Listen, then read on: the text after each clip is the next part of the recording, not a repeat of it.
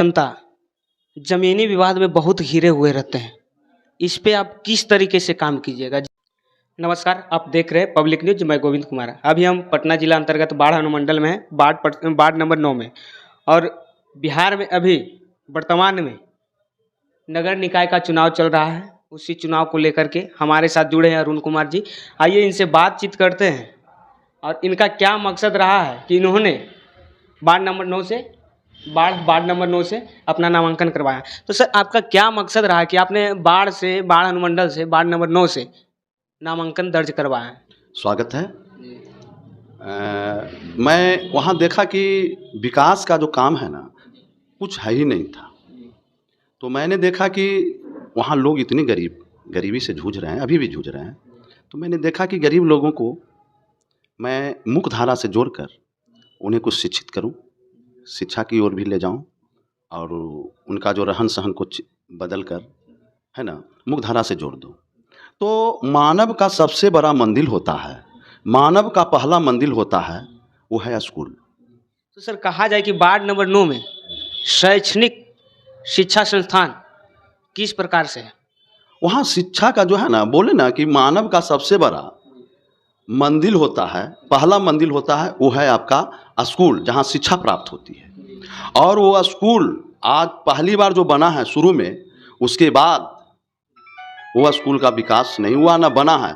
और बाढ़ नगर परिषद में या पूरे बिहार में स्कूल का जो स्वरूप सब जगह बदल गया है। लेकिन वार्ड नंबर 9 बाढ़ में वो जो पुराना ढांचा है, उसी तरह से वो स्कूल है।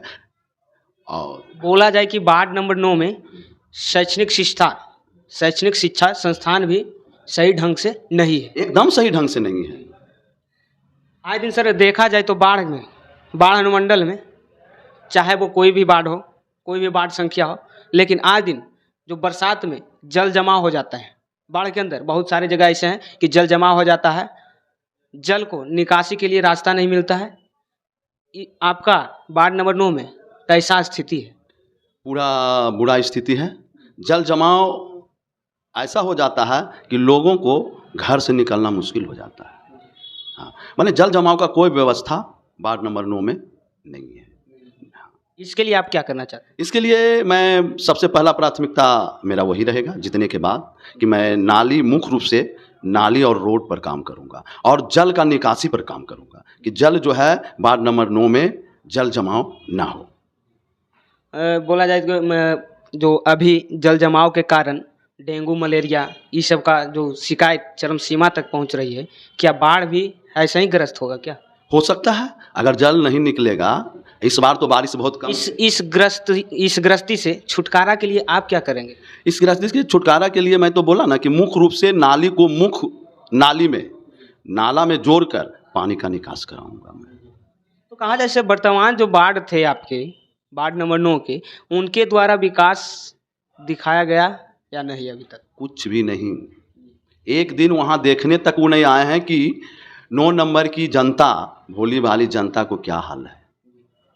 एक दिन भी देखने तक नहीं आया।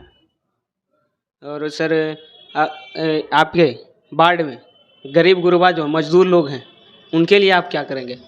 उनके लिए जो भी योजना आएगा, मैं योजना पर काम करूंगा।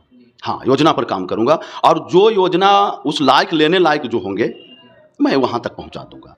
हाँ, मैंने अंतिम पावदान पर बैठा हुआ व्यक्ति तक मैं योजना को ले जाऊंगा।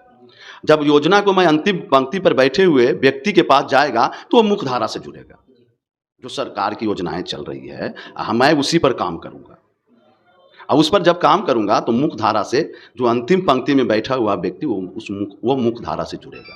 और जब मुख्य धारा से वो जुड़ेगा तो उसका विकास स्वतः होगा और स्वयं होगा। हाँ। तो बोला जाए सर, अभी देखिए हर एक वार्ड में गरीब लोग रहते हैं, गरीब गुरबा हर एक वार्ड में रहते हैं, हर एक नगर परिषद में रहते हैं। उनके लिए वैसे जो कि अभी परेशानियां आती है APL BPL के लिए, उन परिवारों के लिए आप क्या करना चाहेंगे? उन परिवारों को भी मैं APL BPL दिलाऊंगा। उनका जो हक है, ये भी विकास सरकार की योजना में है। हम तो पहले बोल दिया ना आपको कि मैं मैंने योजना पर काम करूंगा। जो भी योजना सरकार का है, उसी योजना पर मैं काम करूंगा। अगर सर देखा जाए तो गरीब लोग जो होते हैं, गरीब तबके के लोग, उनको सरकारी व्यवस्था से वंचित रखा जाता है। इस पे आपका क्या निर्णय रहेगा सर? इसलिए तो मैं उनको मुख्यधारा से जोड़कर वंचित होने ही नहीं देंगे। मैं वार्ड नंबर 9 की जनता, मैं पहले भी कह चुका हूं आपको कि वार्ड नंबर 9 की जनता बहुत गरीब है, बहुत गरीबी है वहाँ, तो उसे वंचित नहीं, मैं मुख्यधारा से उसे मुख्यधारा में लाकर जोड़कर योजना पर मैं काम करूँगा और वो योजना का हक मैं उन गरीबों को दिलाऊंगा, तो विकास होगा उनका और मुख्यधारा से जुड़ेंगे। तो कहा जाए कि सर इस बार जनता से आपको उम्मीद है कि चुनाव आप किस प्रकार से जीतिएगा? हाँ, मुझे पूर्ण विश्वास है, वार्ड नंबर 9 की जनता पर कि मुझे विजय बनाकर वार्ड नगर परिषद पहुंचाएंगे। वार्ड नंबर 9 से हाँ, पूरा विश्वास है, मुझे पूरा विश्वास है।